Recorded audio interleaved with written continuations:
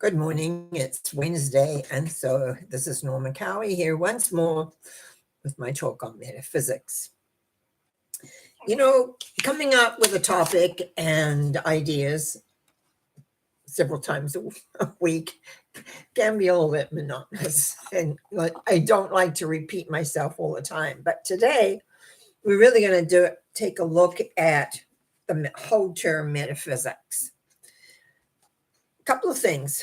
I'm going to show you some tarot cards here, two of my favorites, because this is how I started off at the age of 20, learning how to read these in a very, very different way. My teacher was a clairvoyant who had had a heart attack, and his guide was a native Indian fellow.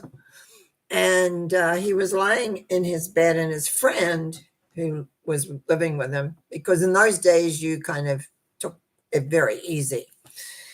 And his friend brought him a deck of tarot cards, thinking it might keep him, happy having to lie in bed. Well, he threw them across the room. He was a clairvoyant. Clairvoyance, they just have it, and doesn't need anything like pictures, And he was like that. He was an Englishman. So if you know, an old Englishman. Anyway, to make a long story short, his guide appeared before him and said, "You are going to create a new way of reading these cards." And so he laid there and worked on creating a new way of reading cards. And I had the privilege of being in his very first class. For 3 years, I would attend different classes and worked with him. And then by that time, I was getting quite established myself. So I went off and only saw him occasionally before he passed on. His way of reading cards is where I came from, where the philosophy, the awareness of reading. And that's what I taught, and that's what I wrote about over the years. And every now and again, I would run into one of us that were in that original group and talk with them. And they'd all gone different ways. But for me, I was still doing my work. Now, years later, and I don't know how many years, but quite a lot of years, I began to study this, The Science of Mind with Ernest Holmes. And that's where I eventually became a metaphysical minister, because I did all the years of study with this. And I have, it's not an easy read, I have to say. It's not something that you can read and go, oh yeah, it's very thoughtful.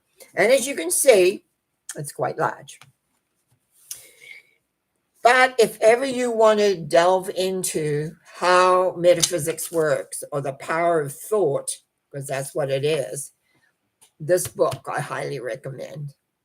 This particular edition actually was the 50th year anniversary edition, and I'm very proud of it. It's got a nice leather cover, and I've read it. I've got marks in it, and all sorts of things.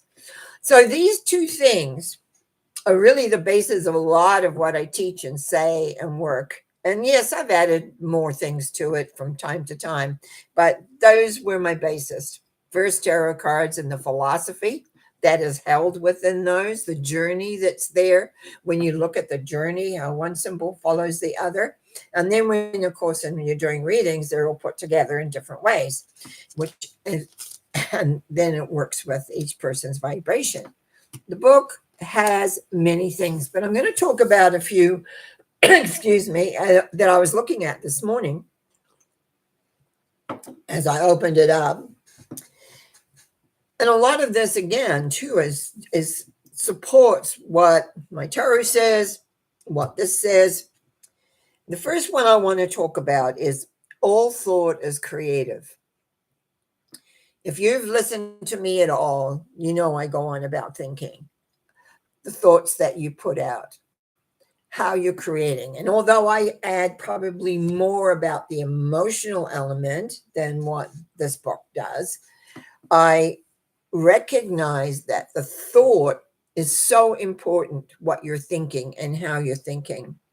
And the key is, it is creative. There's no judgment here. See, people judge things like, this is a positive, this is a negative, this is that. The reality is, all thought creates. Your judgment is it positively affecting you, or is it not positively affecting you? In other words, negative towards you. I wish, and it is a wish, that every child who is going through school was taught about how to think, how to utilize their thinking power. I have grandchildren. They have no idea that what their grandmother does and have not shown any interest at all in what I know and what I create. My two children were raised with it, so they were aware. But it's interesting because until we become aware that the thought that you have is out there. Now, these thoughts that we have create a vibrational rate. What is our vibrational rate? It's how we live. It's what we are attracting to us. Now, are we going to be paragons of virtue and be absolutely great all the time? When you first start, no. And even now, sometimes I have to catch my judgmental thoughts because we have them. We're human. We get upset about things. And I, in particular, quite often get upset about things. And I have to really watch how much energy I put behind the thoughts, because you have a thought, okay, but what's the energy behind that thought? Because if you want to change that thought, you're going to have to match the energy of another thought to at least equal, if not more, to replace it. And that is something I find that is not really understood. They just sort of, change your thinking, change your life. But it's a lot more than that. What's the power you have in your thinking? What's your desire for the end result? All of these things. So you're thinking away, and you are thinking all the time, even if you're not aware of it, and it's going out. But if you're consciously thinking, you can be really careful, because you're putting power behind the thought that's going out to create for you. As you know, again, if you listen to me regularly, acceptance is one of the big things I talk about. Because how are we going to change something if we don't accept where we are? Where we are right now, where are we? We've got to accept. And sometimes we goof up. Sometimes we make mistakes. Sometimes we do, what would you say, incorrect things. Think incorrectly, act incorrectly. When I say incorrectly, it's just that it's not creating the end result we want. We have to watch about our own judgments on ourselves, because we can do that too, and that's not what we're looking for here. Now, one of the elements here, and I already can't remember I told this, all thought is creative. So it really, in the sense of when you're thinking and what you're creating and what you're putting out, it has life. It has value. If you put energy behind the thought, it has more value. It has more. And unfortunately for many of us, what we do is we put the energy behind unwanted thoughts, because we're angry, we're frustrated, we're upset. And so the emotional energy gets placed on it. So how do you change emotionally charged thought? Because it's creative. Now it's out there and it's got power. Because we think all the time, and very often when we're thinking loving thoughts and everything, and we don't really charge them. We just think, oh, that's nice. And but it's the point of fact is, when you have a non-loving thought, you usually have a lot of charge around it. So you're actually creating more. And that's one of the things, as we grow and work and understand how the vibration works, how the thinking, how the feeling all come together, that we recognize all thought is creative, but it's how much power do you have behind it? The other one, I want to work with this one. It says, the universe never plays favorites. The universe does not play favorites, even though sometimes it seems it does. Because some people just create all sorts of things that they want or whatever. And people say, oh, look at that. They, somehow or rather, they've got an idea or they've found an element and they work through. But the truth is the universe just listens and is there, supportive, aware. And so whatever the thought is that you have, it says, oh, okay. It does not judge. And that's one thing as a human, we can't comprehend. It took me a long time to get my head around a lot of things. And one of them was the universe didn't judge my thought patterns. I was thinking there was a big somebody out there judging my thoughts. Because they weren't, well, I should say they weren't always great. And sometimes still they're a little bit muddled. But it doesn't play a favorite. It's like, what are you projecting? And what is the level? What is the thinking? How much power do you put into it? And because of what you want. And that's like some people think, and I've heard people say this, it's like everything is against me. Everything I go to do and nothing works. Well, unless you're open to find out how you can change your thinking to make it work, no, it won't. Sometimes we go through periods of times where it feels like, I used to feel like, am I being tested here? Well, the universe never plays favorites. No, I'm testing me because I'm not clear. I'm not clear in my thinking. I'm not clear in recognizing the power that is there that can be utilized. And that's often you might say, the fight that we have in relation to life. Because we usually know what we want, but how do we get it? How do we have life working in an easy way? Because we're involved with people who also have other thoughts going on. And how does it all fit together? How does it come together? Now, I've got a couple of other things, but here. So here's the Fool, which talks about faith. Now, if you look very carefully at this picture, he's looking upwards. It looks like he's walking off the cliff. There's a little dog. That's the humanity. Oh, and in one hand he has a rose, and the rose is comes up in some of the symbology, like in the Magician and many other symbols. He's holding a rose, inspired. If the stake comes from over across his shoulder, actually it's not a stake, it's a pole. Comes from the hermit who's seeking, and he holds on the back of there is a bag, which apparently holds his karma, and he has a laurel wreath with a big red feather. The feather comes also from another symbol. This is representing faith. He is not listening to the little dog. That's the hum of humanity. That's everybody saying, you can't do that. It's not going to work. All those, what we would call negative thoughts that come out when you go to do something different. And he's going to walk off the cliff. Nothing's going to happen to him because he has absolute faith. What does he have faith in? Is himself. Now, this is the Empress is love. Love symbology all over the place. And love comes with acceptance. This is number 3. This is number 12. 12, 1 and 2 is 3. This is acceptance. The loving heart, the loving way. Unfortunately, I've run into people who think that being loving means you give in to everything, that you don't have a mind of your own. It's just that you're all heart. And I find very often they're the ones that are being really, really hurt because they think that because they love, that is sufficient. But where's the thought?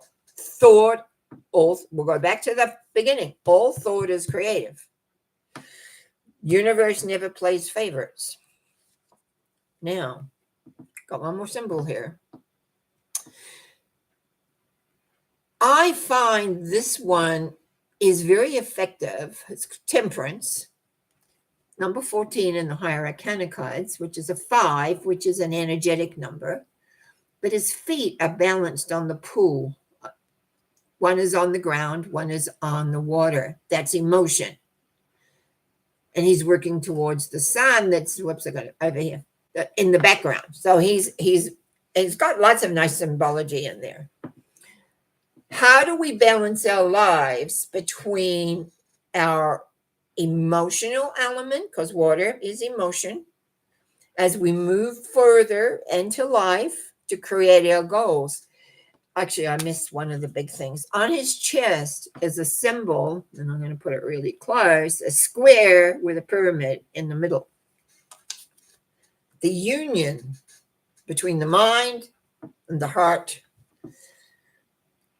the emotional element, needs always to be in balance as much as possible as you move forward. There's 22 symbols, in the higher arcana. That's the spiritual journey that we actually follow. The four the four suits, wands, cups, swords, and pentacles, are just the conditions of life. But the higher arcana cards gives you the philosophy, the base. Sorry about that. My little throat decides it's getting... Now, there's one more quote from this book that I took out, the very first chapter. Each receive what he asks for accordingly to his ability to embody. Now, let me repeat that. Each receives what he asks for according to his ability to embody. So you want something.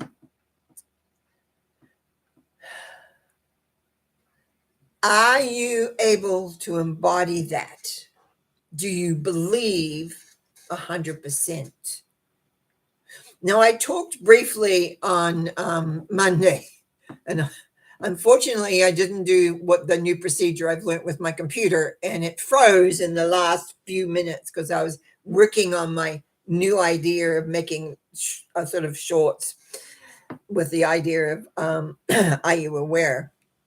Anyway, I was talking in there, but it's like mainly how we balance what we know and what we can get. Do we believe we deserve it? A lot of people want things, but they don't embody the receiving of it. They don't see that they just think if I want it, I should have it. In the metaphysical format, that's not going to work. You're going to hit blocks all over the place. Or you have many people who can't figure out how they're going to get that goal. So they end up making what I call a step, the goal, and that doesn't usually work. Because that's not the real goal. It's a step. See, things happen in steps. We don't usually get just dumped into something. We work our way there. So each receives what he asks for according to his ability to embody it. That means you're there. I used to do these meditations for people, or when I was teaching this kind of thing regularly, I have this exercise when I have your goal. Now start stepping towards it. Because there are things that we need to do. There are things that we need to achieve. There are things that we need to create in order to get to that final goal. And often people don't achieve their final goal because they make the steps the goal. And I've always see myself there, even though it seems impossible. And I have done some things that seemed impossible from where I stood. And it's only because step by step. And things came to me. It wasn't like I went out and created it a lot. It's not like I went and banged on doors. The doors opened and that was happening. I've had a very interesting life because of that. Hasn't always been great because emotionally I've got myself into a couple of marriages and a whole lot of things that sometimes people don't particularly like me because I open my mouth and say what I think. So I've worked out very to keep my mouth shut sometimes, except here I don't do that. But I just know that I want people to understand this. The end result may seem 100 miles away, but one step at a time, you would walk 100 miles because that is the end result that you are wanting. Now, I've talked about some of the miracles that have occurred to me, and I'm going to repeat some of them because not everybody has listened to me over the last couple of few years. Probably one of the biggest ones was,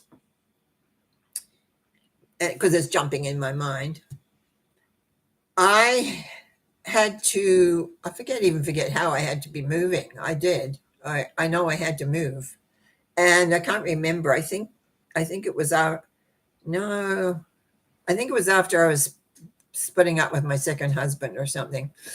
And things that were, that means when you have an emotionality happening, you become, at least if you're an emotional person like me, all over the place a little bit. I also happen to have two friends. One was also, actually, I remember now, she had moved in with me in a little house that I had, and then we had to leave that little house. And so I had this person kind of depending on me, if you could say, to create a home. And then I had a girlfriend who was having a separation from her husband. They lived in France, and they were sort of hanging out at her mom's little apartment. So anyway, so I had three people, and I didn't know what we were going to do. And my son, as I've said this before, my son phones me and says, "Hey, Mom, would you like to have a house free of rent for 6 months?" I think it was. Yeah, it was a long time anyway. I said, "Yeah, sure. Yeah, I'll take a look at that." And it was near the area that he was, and through conversation with a gal that he went to work with every day, he found out these people had to move and they wanted someone they could trust to take care of their property. The property came with 5 cats and a rabbit. So both of the other ladies loved cats, and I looked after the rabbit. And we made sure the pool was covered and lots of things. Big house, big rooms, everything. It was perfect, absolutely perfect. So we went in there, and from there, other things began to happen. It also we moved on the weekend, and I began working because I hadn't had work. Like a lot of things had gone kind of wrong in my life. It felt wrong, wasn't. Everything is in its perfect place when you understand that. Anyway, to make another long story short, someone had said to me, "You look like you might need some money." I said, "Well, I could use some, yeah." And she said, "Phone this number." And interestingly, years ago, I had started putting psychics in malls. And this lady phone number I had, that's what they did now. I was doing big shows. Anyway, long story short, I moved on that one weekend. The 3 of us gals moved in. On Monday, I started working in a mall. Made over $1,000 that weekend. That whole week. We worked. Next weekend, I went to another mall and made $1,500, which helped, could keep everything going and harm the 2 gals and things like that. One of the girls had a part-time job. One was sort of there on holiday. So and then I ended up having enough money to put a deposit on a booth at someone else's show in Edmonton, Alberta. Never looked back. That period of time where everything seemed to have collapsed in a way, and slowly everything rebuilt. I when it says all thought is creative, I had no thought. I just was wondering where I was going to go and what I was going to do. It came because I have the ability to embody the opportunity. And that's where a lot of people, because they stop picking at it. If you're got your back to the wall and things seem to be not working exactly right, open up to all the possibilities, because it's in those possibilities that the miracles happen. I've had many, many miracles. Those are just a few that have stood up, because at the point I was kind of like, whoa, what have I done? And everything seemed to be falling apart. And it's like sometimes things fall apart in order for them to come together. And I, as a being, I probably haven't looked, I never have looked back, but it was a pinnacle point in my life, that time period. Everything opened up for me, everything. I eventually moved up to where I live now, and that's had some adventures in it as well. But I'm still breathing. I'm still coping and everything. And also too, just for those that have been following my personal thing about my teeth, I had my final dentist appointment. I had 4 last fillings. I still think it came from the cancer treatments, but of course they don't acknowledge that, because I never had that kind of stuff with my teeth before. Anyway, let's go back through this. Science of Mind book by Ernest Holmes. All thought is creative. Universe never plays favorite. Each receive what he asks for according to his ability to embody. So if your mind is closed, if you're stuck in your emotions, it's not going to work. You won't get to embody what could be coming to you. Except, excuse me, again, that you are a miracle maker. Except if you can think, there's a thought I've read before. If you think it, it is. And you could say, if you think it, it can be. If you think it, it can be a reality. And sometimes you've got to get out of your own way for that to happen. But that's another story for another day. I just want to take a moment to just make comment to the people who have come into the chat room. Karen B., thank you. Trust all is going well there. Yvonne, very nice to see you here, and thank you very much. Leroy, good morning to you, and thank you for being here. Akeisha, hey back. I am Cher. Hello, I am not familiar with you. Welcome. And Shaji Gaming says, hello, Grandma, how are you? Doing well, doing very, very well, actually. And yes, it's so funny. This morning I was saying, what am I going to talk about today? And here we are. So I appreciate you. I trust you. Thank you for putting thumbs up and all that good stuff that helped things away. And today is Wednesday, and I will be back on Sunday. You have the rest of the week. Blessings. Bye now.